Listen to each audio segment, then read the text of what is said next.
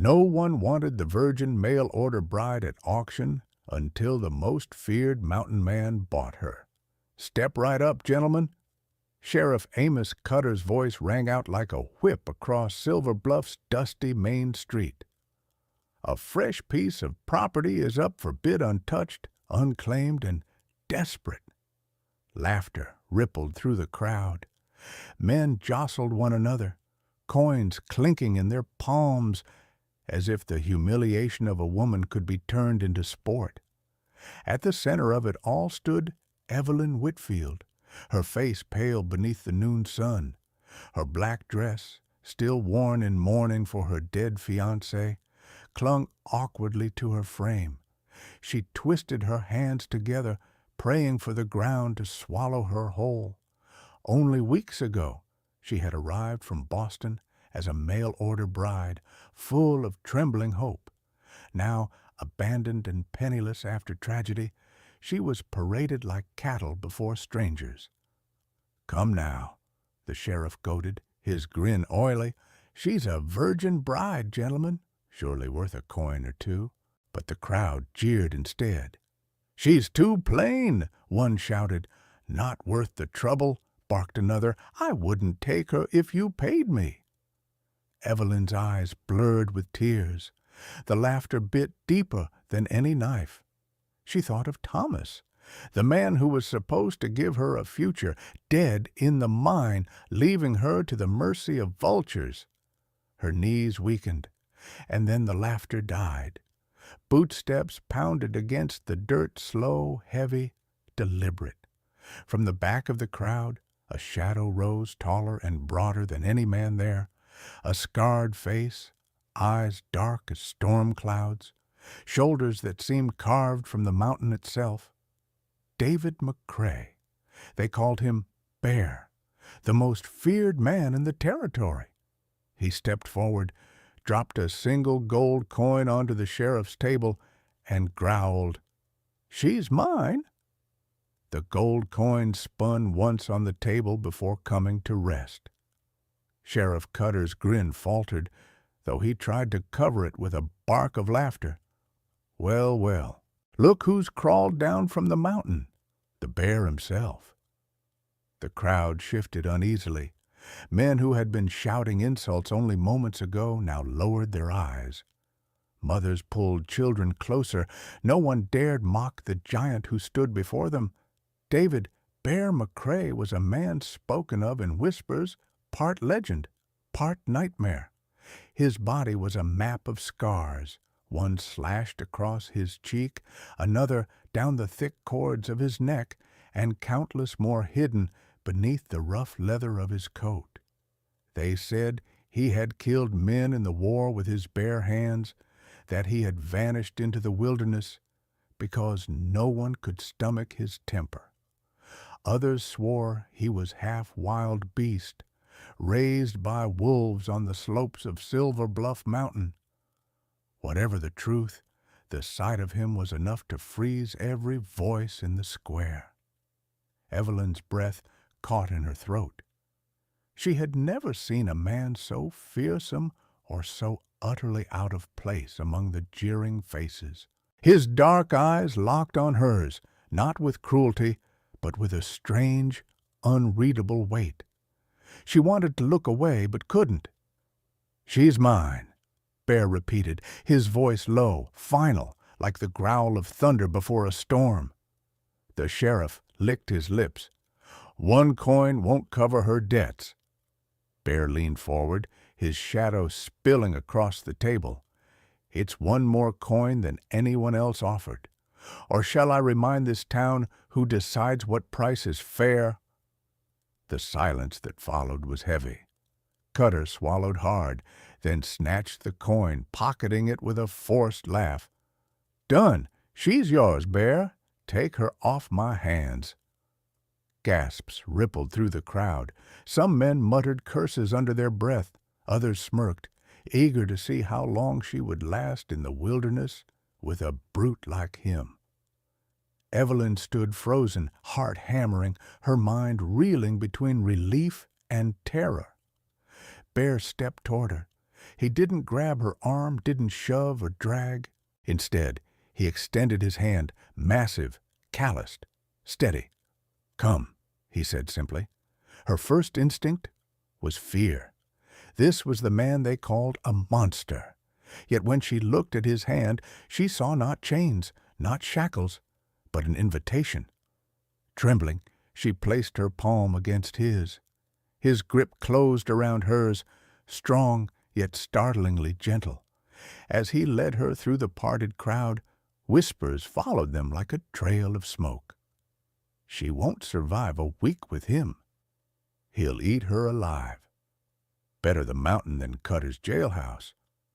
Evelyn kept her head down, cheeks burning, but a thought stirred faintly in her chest. Whatever awaits me, it cannot be worse than being sold like livestock. They reached the edge of town where Bear's horse waited, a massive black stallion, as untamed-looking as its master. With surprising care, Bear lifted her onto the saddle before swinging up behind her. Evelyn felt the warmth of his chest at her back, the weight of his presence surrounding her like a shield. As the stallion surged forward and the town faded behind them, she dared one glance over her shoulder.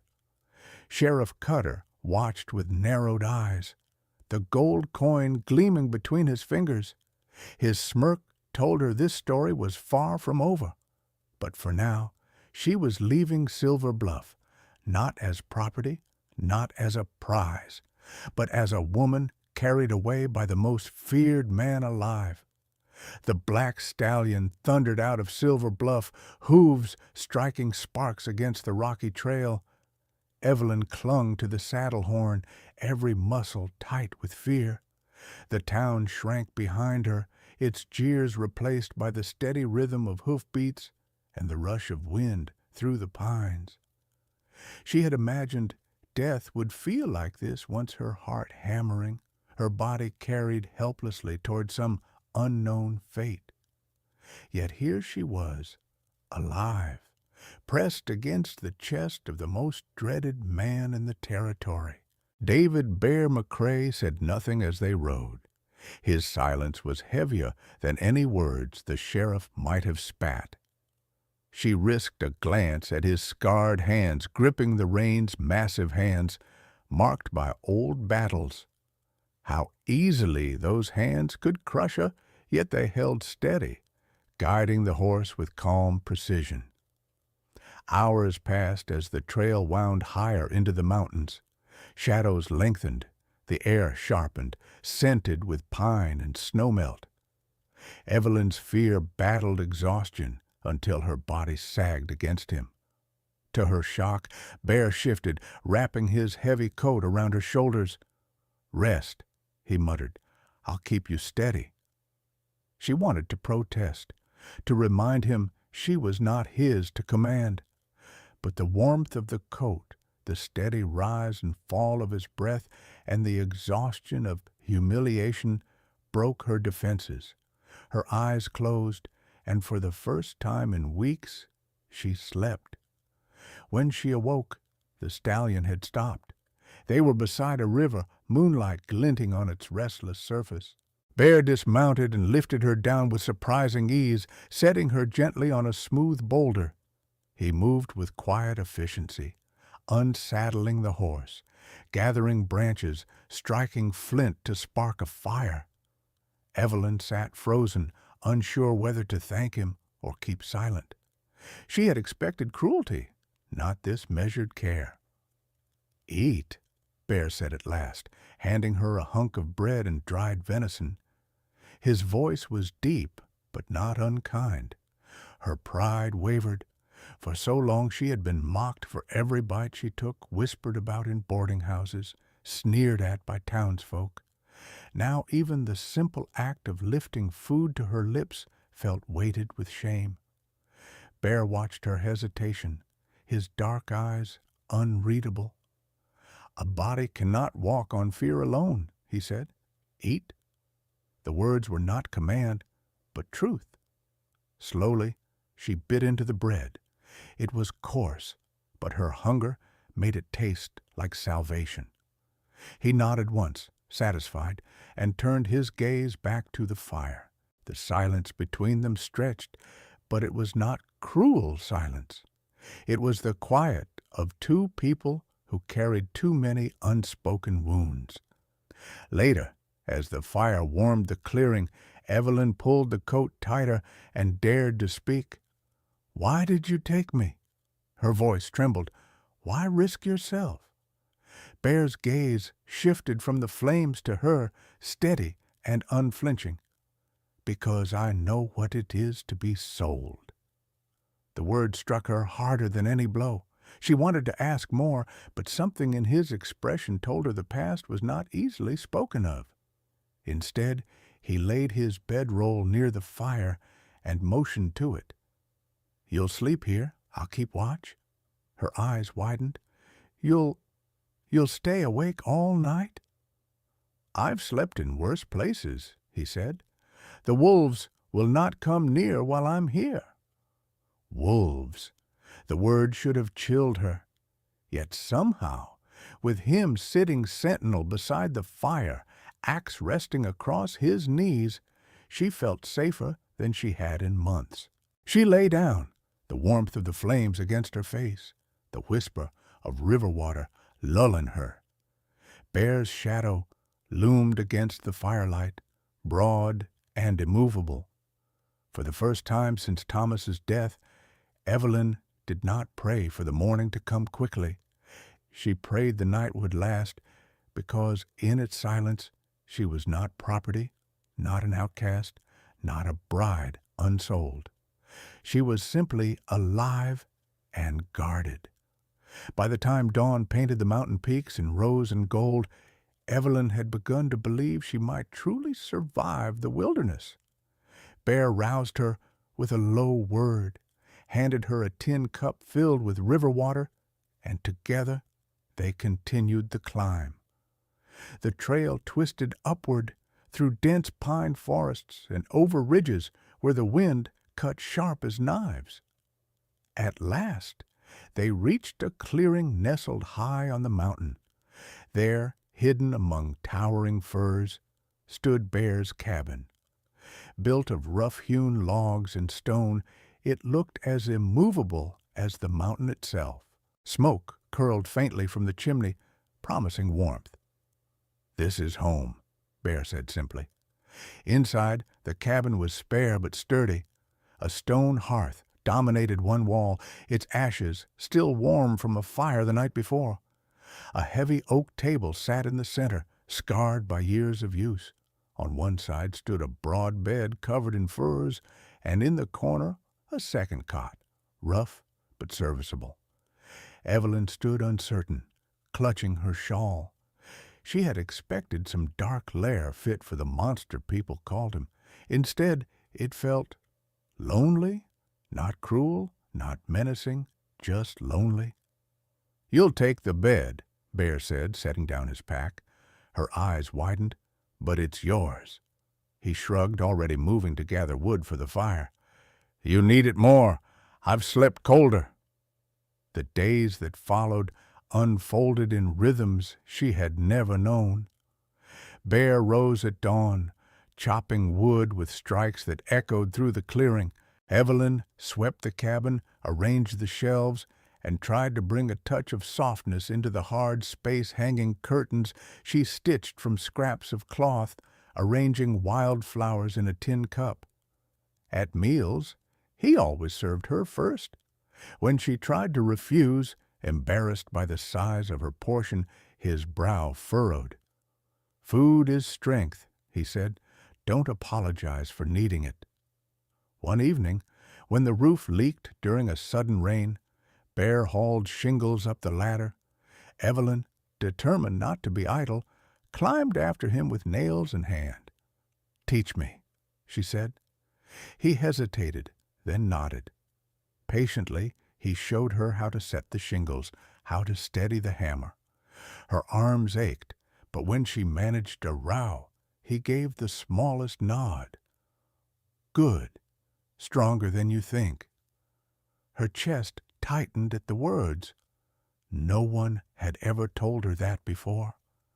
At night, they sat by the fire. Bear carved small figures from scraps of wood birds, a fox, once even a bear cub, while Evelyn mended clothes or read from a worn Bible she had carried from Boston. Sometimes they spoke, sometimes they didn't. The silence was never cruel. It wrapped around them like a quilt. One night, as the wind howled against the shutters, Evelyn shivered. Without a word, Bear draped another blanket over her shoulders. His hand lingered a moment too long, and when she met his gaze, she saw not the terror of the mountain, but the quiet loneliness of a man who had forgotten how to be seen. Gradually, she began to trust. She cooked a stew from dried beans and onions, worrying it was too plain. Bear ate every spoonful and said, "Better than I could make." Her cheeks warmed, though she tried to hide her smile. Another day, he pressed an axe into her hands. "Try," he urged. She gaped at him, horrified, but he guided her stance, his broad hands steadying hers. The first swing was clumsy, but when the log split, she laughed, the sound ringing across the clearing. Bear almost smiled. Almost. In those small moments, Evelyn felt her shame peeling away. She was no longer the girl auctioned like cattle. She was useful, capable, perhaps even wanted. Still, doubts lingered. One night, she whispered, "I still feel like a spectacle. If I went back to town, they'd laugh again." Bear set down his carving, met her eyes, and spoke with quiet conviction. "Let them laugh. Their blindness doesn't make you less. You are not a spectacle. You are a miracle." Tears welled in her eyes, not of shame this time, but of being seen. The cabin, once cold and empty, now glowed with firelight and the fragile beginnings of something Evelyn had thought lost forever, hope. The mountain had given Evelyn and Bear a fragile peace, but peace never lasts long when greed festers below. It began with whispers riders spotted on the lower trails, strangers asking questions in Silver Bluff. Bear returned from a supply run with his jaw tight, his eyes darker than usual. "They're sniffing around," he muttered, setting down a sack of flour. "Cutter, Hawkins, they've heard your name tied to Crystal Spring." Evelyn froze, the wooden spoon slipping from her fingers. Crystal Spring, the hidden source Thomas had written of in his final letter. She had tucked it away, hardly daring to believe it mattered. "But how?" she whispered. "No one knew." "Someone talked," Bear said grimly. "Your stepfather's papers, maybe," or Cutter smelled coin. That night, as the fire flickered low, Evelyn pulled the letter from her Bible. Her hand shook as she read aloud Thomas's words. How he had secured water rights in her maiden name so the miners and townsfolk could never be cheated by Hawkins' company. Bear listened in silence, his scarred hands clenched on his knees. When she finished, his voice was low, almost reverent. "Your husband left you more than grief. He left you power, and men like Hawkins kill for power." Evelyn felt both dread and a strange strength rising in her chest. She had been sold as a bride, mocked as useless, treated as a burden. Yet here was proof that her name carried weight enough to shake the whole valley. Bear's eyes softened when he saw her fear. "This changes things, but I'll stand with you." In the days that followed, the shadows of Bear's past also began to surface. Once she found him at dawn, kneeling by the river, whispering words she couldn't hear. When he returned, his eyes were red. "You pray?" she asked quietly. He stiffened, then gave a short nod. "For forgiveness I'll never deserve." She touched his arm, gentle. What sin could be so heavy? His voice cracked, raw. War, men I killed, friends I couldn't save, and when I came home, I carried that rage into saloons, into fights. They called me monster. They weren't wrong. Her heart ached. She had seen his scars, but not the ones that burned inside. You're not a monster, Bear. You saved me. He turned away, his shoulders rigid. Maybe saving you is the first good thing I've ever done. Their fragile bond was soon tested. Sheriff Cutter rode up the mountain with 3 deputies, guns at their hips, demanding Evelyn be handed over. Bear met them at the clearing's edge, axe in hand, his frame a wall between them and the cabin. "She's not going anywhere," he growled. Cutter spat. "That spring belongs to Hawkins now. Papers say so. And that woman, she's got no business claiming anything." Evelyn stepped forward, trembling but unyielding. "The deed is in my name. Thomas saw to it. If you take it, you rob every miner, every child who drinks from that water." The deputies shifted, uneasy. Bear's presence loomed like thunderclouds, but it was Evelyn's voice that cut sharper than steel. Cutter narrowed his eyes. "You think the town will side with a mountain brute and a cast-off bride? We'll see."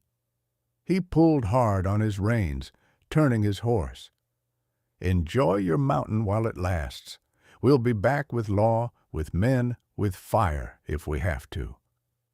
When they rode away, Evelyn's knees buckled.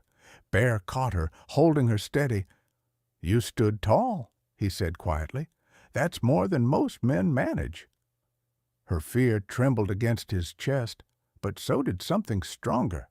For the first time, she believed she was more than a victim. Yet, in the silence that followed, she felt the weight of what lay ahead.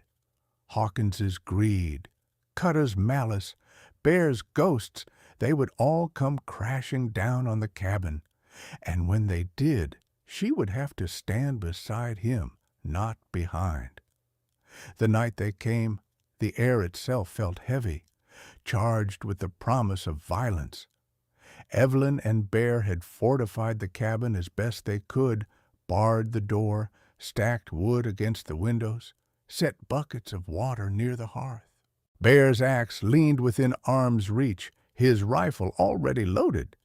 Evelyn sat by the fire, her Bible open, though her hands trembled too much to read.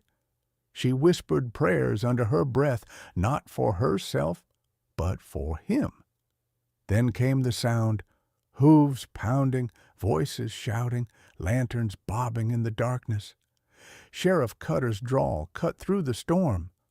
"David McCrae, hand over the girl and the deed, and we'll let you crawl back to your cave alive." Bear rose, towering, his shadow thrown huge against the cabin walls. He looked to Evelyn, his scarred face calm, steady. "Stay behind me." The first crash came as men threw themselves at the door. The cabin shook, hinges groaning. Bear shoved the table against it and braced his shoulder, roaring as the wood held.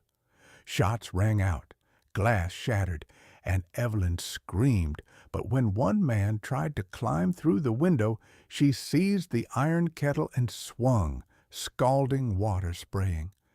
The intruder howled, stumbling back into the night. Her chest heaved, but Bear's eyes met hers, fierce and proud. "That's it," he growled. "Stand with me."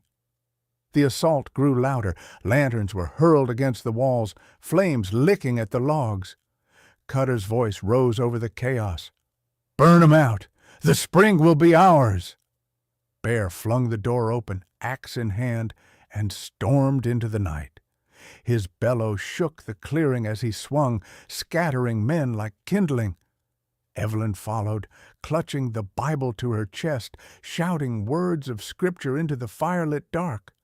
Her voice rang with a strength she hadn't known she possessed, each verse cutting through the mob's frenzy. Then, from the ridge, another sound, a war cry.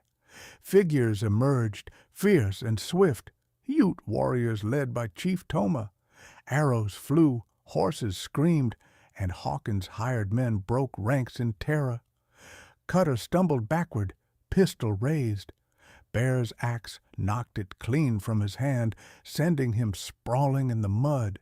Hawkins, red-faced and cursing, tried to rally his men, but the tide had turned. With the sheriff pinned, the company boss overrun, and the townsfolk who had followed suddenly scattering, the fight ended as swiftly as it began.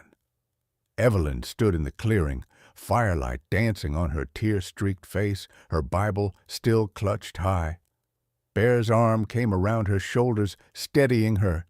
The cabin still smoldered, but it stood. So did they. And for the first time, the valley seemed to stand with them. Dawn crept slowly across Silver Bluff Valley, painting the ridges in pale gold.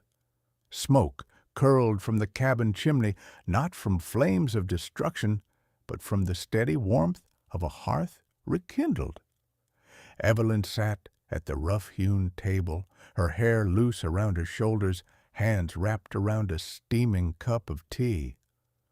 Her body still trembled from the night's chaos, but her spirit felt stronger, anchored by the man who moved quietly about the cabin, mending what had been broken. Bear's frame filled the doorway as he stepped inside, his axe set aside, his dark eyes softened by weariness and something more. He met her gaze, then crossed the room to place a hand over hers. "You're safe here," he said simply. Her throat tightened, tears slipping free. For so long, safety had been a dream, a prayer whispered to empty skies. Now it was flesh and blood, scarred hands and quiet strength, a home built on stone and fire. She looked up at him. "Is it truly my home now?" Bear's answer was quiet, steady, "If you'll have it." Outside, the mountain wind sighed through the pines, carrying away the last echoes of battle. The valley below would still stir with whispers, with threats not yet silenced. But in that cabin, with the fire glowing and his hand steady in hers, Evelyn believed for the first time that beginnings could be stronger than endings. The world might not accept them, but the mountain had, and that, she thought, was enough. Stories like this remind us that love can bloom even in the harshest places, and that courage often rises from the most broken hearts. Where in the world are you listening to this story? Share your corner of the map below, I'd love to know. And if you believe love is still strong enough to change lives, don't go far. The next story is waiting for you.